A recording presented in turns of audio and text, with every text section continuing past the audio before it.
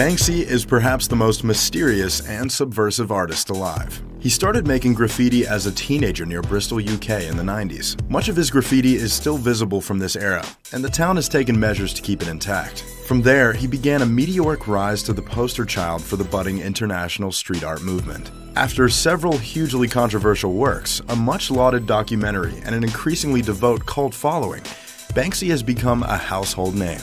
This means that his works are traded for huge sums of money, even though this is in direct contradiction with his own ethos. For background, Banksy is a fully anonymous artist who displays his art on publicly visible surfaces such as walls and self-built physical prop pieces. He has painted graffiti on the West Bank, Gaza Strip, and other public spaces, leading to both outrage and admiration. Over the years, his graffiti has captured the public imagination, and he remains a counterculture idol in many social circles. Banksy does not sell photographs or reproductions of his street graffiti, but art auctioneers have been known to attempt to sell his street art on location and leave the problem of its removal to the hands of the winning bidder. But all this fuels the omnipresent question: who exactly is Banksy? Over the years, several different people have attempted to unmask Banksy, an obsession that seems to have gripped the world. There are many theories spanning from the lead singer of Massive Attack to visual artist Thierry Guetta. Some believe that he is an artist named Robin Banks. In January 2015, a British teenager claimed that a man introducing himself as Robin Banks gave him a print signed by Banksy on a train in Oxenholme, England, after the young man helped the artist pick up paints that fell out of his carry-on bag. Banksy reportedly told the boy that the picture was worth £20,000 or $24,000.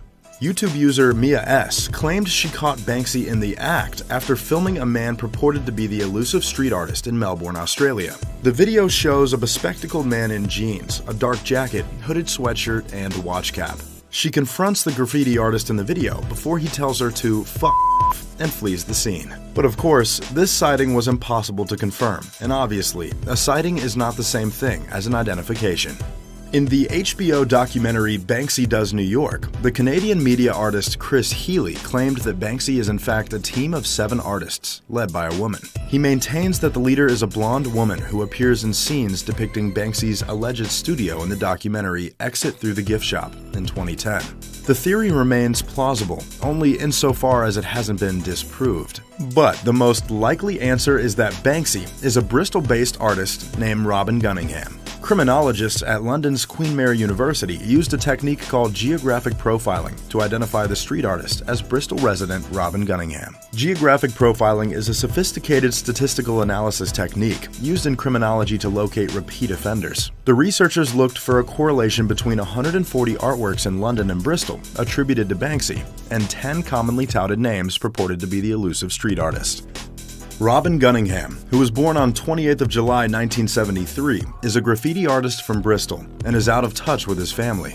Banksy lived in a house in Easton, Bristol, around which much of his work can still be seen, for 10 years around the late 1990s. In 1994, Banksy checked into a New York hotel using the name Robin.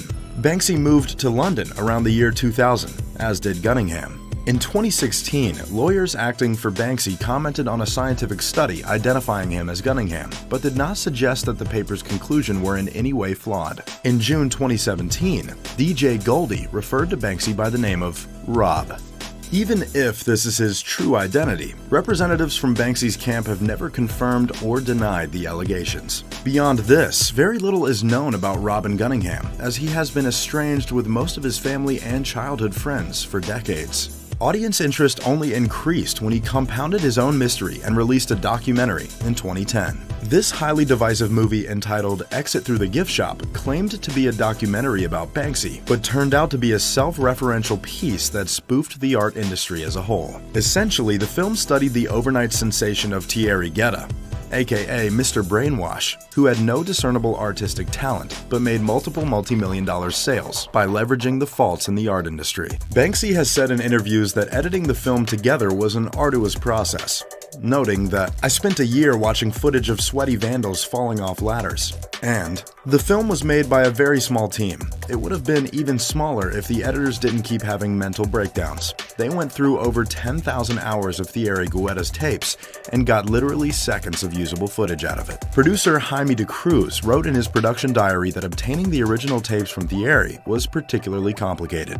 The world premiere of the film Exit Through the Gift Shop occurred at the Sundance Film Festival in Park City, Utah on the 24th of January. He created 10 street artworks around Park City and Salt Lake City to tie in with the screening. In February, the White House Public House in Liverpool, England was sold for £114,000 at an auction. The side of the building has an image of a giant rat by Banksy. In late January 2011, Exit Through the Gift Shop was nominated for a 2010 Oscar for Best Documentary Feature. Banksy released a statement about the nomination, stating, "This is a big surprise. I don't agree with the concept of award ceremonies, but I'm prepared to make an exception for the ones I'm nominated for. The last time there was a naked man covered in gold paint in my house, it was me." Leading up to the Oscars, Banksy blanketed Los Angeles with street art. Many people speculated if Banksy would show up at the Oscars in disguise and make a surprise appearance if he won the Oscar. In the end, Exit Through the Gift Shop lost to Inside Job, and no one ever discovered Banksy's identity. However, he is well known among other counterculture celebrities, all of whom seem to be good at keeping a secret. In 2015, Banksy launched his largest exhibition yet, with the help of many famed artists, for a bemusement park called Dismaland. Dismaland was a temporary art project constructed in the seaside resort town of Weston-super-Mare in Somerset, England. Prepared in secret, the pop-up expedition at the Tropicana, a disused swimming pool, was a sinister twist on Disneyland that opened during the weekend of the 21st of August 2015 and closed permanently on the 27th of September 2015, 36 days later. Banksy described it as a family theme park unsuitable for children. Banksy created 10 new works and funded the construction of the exhibition himself. The show featured 58 artists of the 60 Banksy originally invited to participate. 4,000 tickets were available for purchase per day, priced at $3 each. High demand for the tickets to the exhibition caused the Dismaland website to crash repeatedly. Some wondered whether or not this was deliberately contrived by Banksy as part of the irony of the Dismaland experience. The exhibition featured some of the biggest names in counterculture art, including Bill Barminski, Julie Burchill, Jimmy Cauty, Darren Cullen, Al Teenan, Damien Hirst, and Jenny Holzer. Many celebrities were attracted to the venue, some international, such as Brad Pitt, Jack Black, Neil Patrick Harris, Nicholas Hoult, Wayne Cohn, Russell Brand, Ant and Dec, Mark Ronson, Darren Criss, Daddy G, CGP Grey, and Brady Haran. Additionally, the exhibition proved to be popular with visitors, with many prepared to queue for hours each day for one of the 500 daily walk-in tickets. It brought in 150,000 visitors from around the world, boosting the local economy of Weston-super-Mare by 20 million. After this, Banksy was mostly silent for a few years. Though his paintings and wheat pastes continued to go up all over the world, they didn't receive the same headlines that they had in the past. The art public began to assume that Banksy was still operating in the same way. Thus, his artwork was no longer provocative in the same way. And it was no secret that Banksy was not a fan of the massive commercialization of his paintings. Of course, he benefited from certain sales, but so much of his art is sold secondhand or on the black market. To give an example, the most expensive Banksy piece ever sold is a canvas entitled "Keep It Spotless." Auctioned on February 14, 2008 during the Sotheby's charity auction in New York. The amount of money paid for this piece of urban art caught everyone by surprise, making it the most expensive Banksy ever, sold at $1.7 million. Executed in spray paint and household gloss on canvas, Banksy's Keep It Spotless, created in 2007, was originally Damon Hirst's painting, which was defaced by Banksy. It depicts a spray-painted Los Angeles hotel maid, Leanne, who is pulling up Hirst's piece to sweep under the painting. Most artists would be thrilled to sell a piece for this much, but for Banksy, it was just another problem with the bloated art industry. This all that came to a head recently when Banksy created one of his own paintings to self-destruct in the event of an auction. On Friday, October 5, 2019, Sotheby's auction house sold a painting by Banksy for $1.4 million. The piece was a copy of one of the artist's most famous works, an image of a girl releasing a red balloon, and moments after it was sold, the painting self-destructed, shredding itself while onlookers watched. In a video, Banksy explained that he had secretly installed a shredder in the frame of the painting titled "Girl with Balloon" to destroy it if it ever went up for auction. The anonymous artist is known for creating satirical and subversive political art, and by shredding the painting, he essentially turned the auction itself into a work of art. Quoting artist Picasso in an Instagram post, "The urge to destroy is also a creative urge." Sotheby's described the painting as framed work, spray paint on acrylic on canvas, and notes that it's the first time in auction history that a work of art automatically shredded itself. It's certainly a long simmering plot, and it seems unlikely that the shredder and its power source would have remained a secret for so long.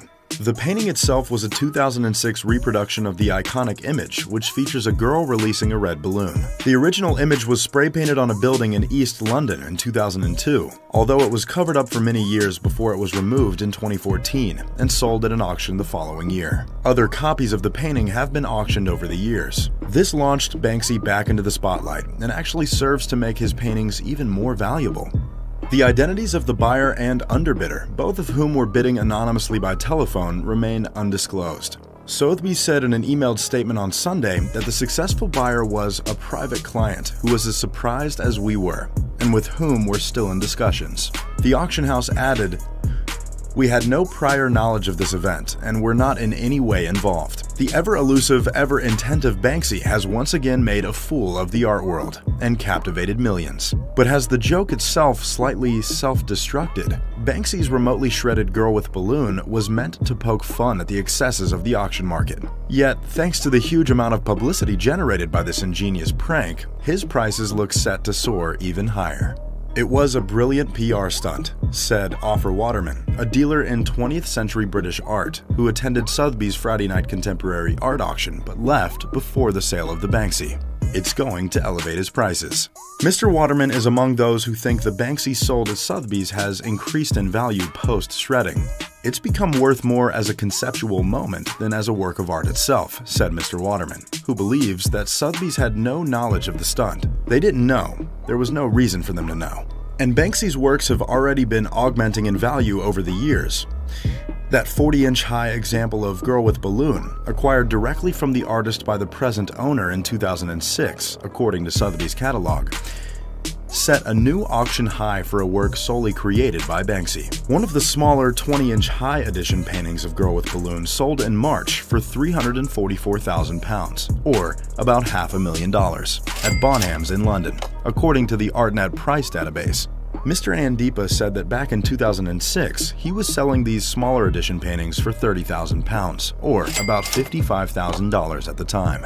There was also something strange about the video Banksy posted on Saturday on his Instagram page. Drawing 6.3 million views by Sunday morning, the video purported to show the artist secretly building a shredder into the painting a few years ago. If that were the case, wouldn't the battery in the shredder have to have been replaced at some point? This, in turn, poses the question, was Banksy himself the owner who entered this stenciled painting, which may or may not have been made and framed years ago, into the sale? Sotheby's, like all international auction houses, does not reveal the identity of its sellers, unless specifically requested. And what about the identity of the man in the sales room who remotely activated the shredding device? Could he have been the elusive graffiti gorilla himself? This just proves that Banksy is still sharp and incisive, with a knack for offending the exact people who then buy his artwork for millions. We haven't heard the last of Banksy, and we're excited to see what tricks he has up his sleeve next. Leave a comment down below on who you think Banksy really is.